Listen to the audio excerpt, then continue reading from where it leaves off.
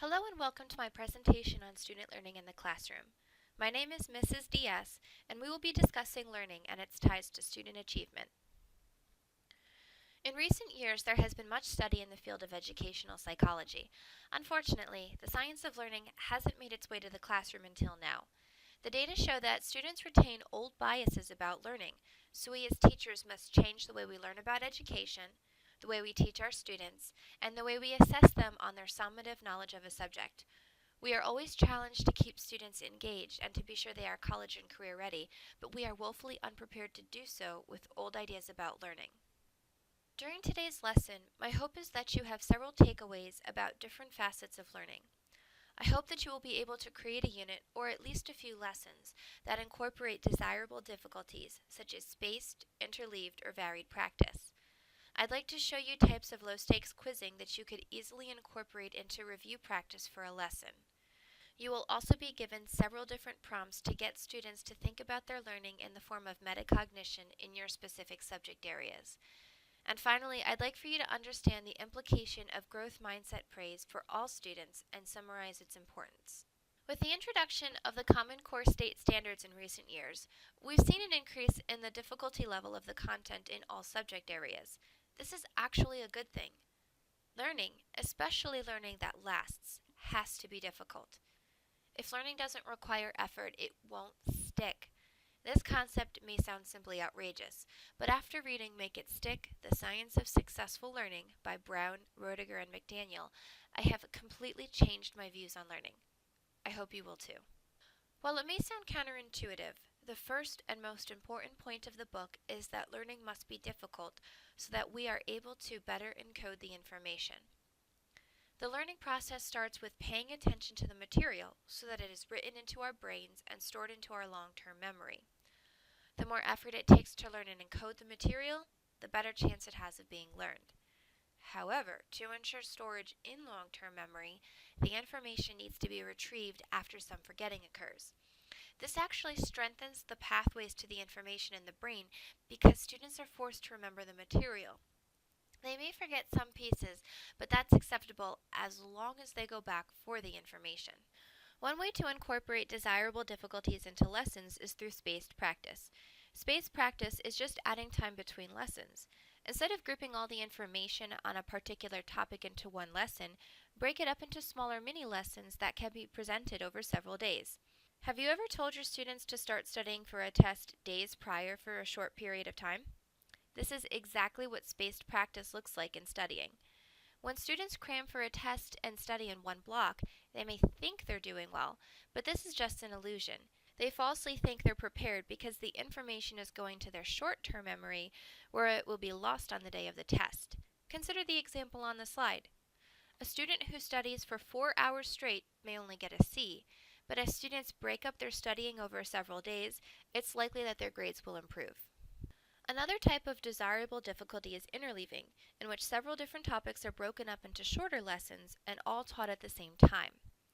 This may seem extremely difficult for students since they won't feel like they're getting the hang of a concept as they would if the practice were chunked or blocked together. That's okay. You want them to have a bit of trouble because they are encoding the information into long-term memory. When used in conjunction with spaced practice, interleaving can be very effective. Try teaching 2 or 3 related topics a day, like in the diagram shown here. Tell your students to switch up subjects when they're studying. They will actually be keeping the information fresh in their long-term memories.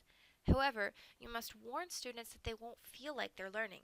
But research shows that, over time on delayed assessments, students do better when information is spaced and interleaved. In addition to spacing and interleaving, practice should be varied. This type of practice leads to an ability to transfer learning to different situations. Learning through varied practice allows learners to store information in higher order levels of the brain. In varied practice, learners will receive and use the information in different settings: hands-on, practical experience, and book knowledge. This makes the learning much more challenging, so it encodes better onto the brain. Once the learning is flexible, it can be used in a variety of applications in real life. Varied practice may require you to change the text you are using. For example, a language arts teacher may have students apply the same literary skills to a variety of genres. Students can incorporate varied practice into their study habits by making real-world connections between the material in class and their own lives. The mere mention of testing is enough to send shivers down the spines of nearly all educators, but it is the crux of the retrieval argument in Make It Stick. Learning requires memory retrieval, which makes common studying practices ineffective. Consider this. Highlighting, rereading, and cramming are all types of practice that don't require much effort, and so the information students reread is only stored in the short-term memory where it can't be remembered for an assessment. We have been teaching students to study by giving them an overinflated sense of mastery because those study methods make students feel like they're remembering the subjects easily. Teachers should change the structure of their classrooms to accommodate low-stakes testing as a study method. Once a student takes the information and applies it to an assessment shortly after learning the concept, more concrete pathways in the brain are created to the information. So what does this testing structure do for students? More connections are forged to the information in long-term memory, leading to higher grades for all students in all subject areas. Assessments that require a written response are more conducive to mastery as they require more retrieval by students as compared to a multiple choice test, though any form of information retrieval is better than none. These quizzes can take any form: entrance and exit slips, clicker responses, end of the class lesson summaries, etc. Additionally, feedback to students provides them with a tool to calibrate their learning, meaning that they can more effectively quiz themselves when studying. The implementation of quizzing before material is presented, after lessons, and as a review before large summative assessments can result in significantly higher grades for all students. But what about students who don't do well on these quizzes? Failure is an important and necessary key to success. In the words of Thomas Edison, as he experimented with different filaments for his light bulb, he remarked, "I've not failed. I've just found 10,000 ways that don't work." Students can learn this through the desirable difficulties and low-stakes quizzes that are used as formative assessments. If the consequences of failure are negligible while they are learning the material, students can engage and calibrate themselves without fear of low grades on quizzes if they are scored as a completion or participation grade. There is another benefit to making some small failures acceptable. Students who embrace failure as part of the learning process tend to be more engaged learners. They are more likely to take risks and challenge themselves and have lower anxiety when it comes time to take summative assessments over the material. One of the greatest tools a learner has is metacognition, or thinking about the thinking process. By constantly questioning ourselves, we have the opportunity to refine our learning as long as we don't fall into the trap of overestimating our knowledge, something common among those with poor judgment. Students will probably struggle with metacognition at first, but it is a skill that, when honed, can be powerful and effective. It will take lots of help on our part to get students to do this. After a large test or paper, or even a low-stakes quiz, ask students to write down what they think they did well and where they think they need to improve before the assessment is graded. Have them detail their study and preparation process. Ask how and why they did the things the way they did. Once they receive your feedback, have them write down why they answered wrong questions the way they did. Metacognition can help students calibrate their own progress and think about where they went wrong in their learning so as to improve in the future. People approach learning in two different ways. Fixed learners believe that learning is static, while growth learners believe that they are in control of their own learning. Growth learners are engaged, which can actually be seen in their brain's response to errors. They do not shut down when they encounter failure. Instead, they see it as a challenge to improve. This causes growth mindset people to embrace failure as a learning experience. They see learning as a set of knowledge or skills that can be acquired and seek to collect them, so they constantly choose challenging tasks so as to improve their skills and knowledge. They, in essence, give their brains a workout, forming more synaptic connections and encoding new information. Dr. Carol Dweck was interested in how people become growth learners, and one of the most predominant indicators has to do with praise, which means that we as educators need to examine our dialogue with students. Dr. Dweck discusses praise in two different categories. The first is ability praise, in which we compliment a student for being smart or intelligent. This can actually be negative as it leads to students valuing their abilities, so they are only happy when they are succeeding. Once they are challenged, they doubt their abilities and become unhappy, leading to an avoidance of situations in which they may fail. On the other hand, the type of praise that leads to a growth mindset is called process praise. Using phrases such as, "You worked really hard," to compliment strategies, effort, and perseverance allows students to become more engaged, even as the problems they must solve increase in difficulty. A student's mindset can be changed, so even if a student has a fixed mindset, it's not too late to intervene. Imagine, if you will, the implication for struggling RTI, 504, and IEP students who are constantly told that they can learn and grow their intelligence every day. What does that do for student achievement? Now I'm going to describe how I put it all together in my classroom. I teach language arts, so my examples are specific to my curriculum. Hopefully these will be inspiring enough for you to consider some ways to use these same strategies in different content areas. For my Romeo and Juliet unit, students have to learn to identify and analyze different types of figurative, dramatic, and poetic language. They must connect nonfiction resources to the text and continue using literary analysis skills covered earlier in the year. Our vocab words are broken up over several days, and students will get a worksheet with the terms interleaved with one another.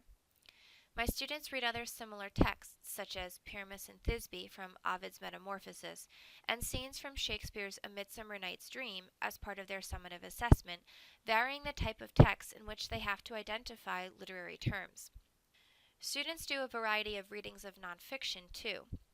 TED Ed videos about the teenage brain's decision-making capabilities, articles on the Renaissance and marriage laws of the 16th century, and artistic representations of sword dueling, all of which are then incorporated into a final thematic analysis essay.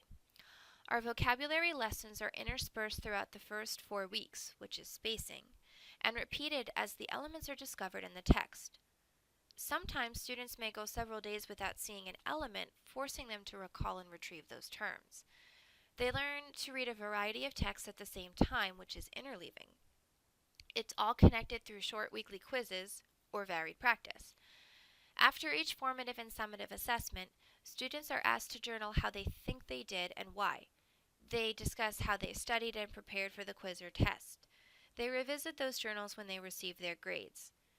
As for praise, I give out stickers to all students who get an A or a B on any assessment, but I also give it to students who scored 10% higher than their year-to-date grade for the class. If a student has a 61% and gets a 72 on the test, he or she gets a sticker. It's become a bit of a competition for some of my high-level students, but the encouragement on a struggling student's face tells me that this is worth it. That's a lot. So what does a week break down so that you can copy this format? Well, let's take Act 1 of the play, which we start on Monday. It opens with puns, allusions, similes, and metaphors in the first scene. Guess what our vocabulary words are? We will have a lesson over each of them using examples from other works of Shakespeare for teacher demonstration and interleave student practice. And then students will have to identify the types of figurative language in Scene 1 as we read in a study guide packet. Tuesday, for Scene 2, we will get some new vocabulary terms, but students will be expected to identify all 8, the 4 from each day. Then, maybe we take a break on Wednesday to read Ovid's Metamorphoses. They're still expected to identify figurative language, only now it's varied practice because it's a different format. They may have a quick writing prompt asking them to make personal connections, which is higher level varied practice. Now they are encoding the information instead of keeping it arbitrary because they have to analyze and explain instead of just identify the content. Thursday is the typical read, analyze, and look at figurative language in Act 1. Friday, students have a nonfiction article to read, usually about the Hatfields and the McCoys, and they'll get some spaced practice by identifying the central idea of the article, something we've previously covered. And then a writing assignment using more varied practice to connect it to Romeo and Juliet. Sometimes they may have to do some research about similar conflicts in other cultures. It's a lot of work, but it incorporates many different practices to enhance and encode student learning and ways for me to check using writing. Quizzes can sometimes have a bad reputation, so I try to make it fun for students. While I rely on more traditional methods of testing, such as entrance and exit slips and end of the act quizzes for Romeo and Juliet, I love using Quizlet and Kahoot as review tools. Quizlet allows students to make flashcards, which can then be made into different types of quizzes and tests. Before our midterm exam this year, I had students make Quizlet flashcards for extra credit the week before the exam so that they could get some spaced practice time. Kahoot is a clicker type game in trivia format. After you create a quiz, students register for a quiz session using a code on their personal internet capable device. They will see a question on the screen and have to answer with the correct response as quickly as possible. They only have a set amount of time to respond, and the number of points they can earn for a correct response continuously decreases. Students get instant feedback once everyone has answered, or time runs out, and all the answers are logged by the teacher. You'd be surprised how excited and engaged they are during this game. Of course, clicker response questions work just as well if you have those programs too. For small quizzes, such as entrance or exit slips or Kahoot quizzes, I usually award completion points for students so that they can get the formative feedback.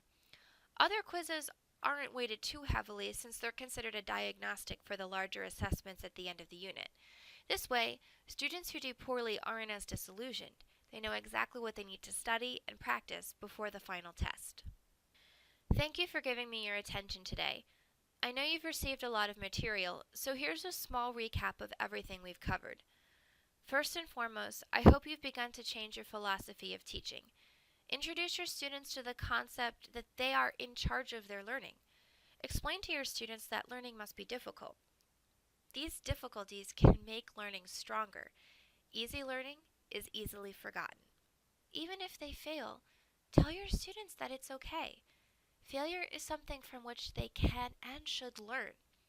Begin to incorporate varied, interleaved, and spaced practice into your units to create desirable difficulties in your teaching.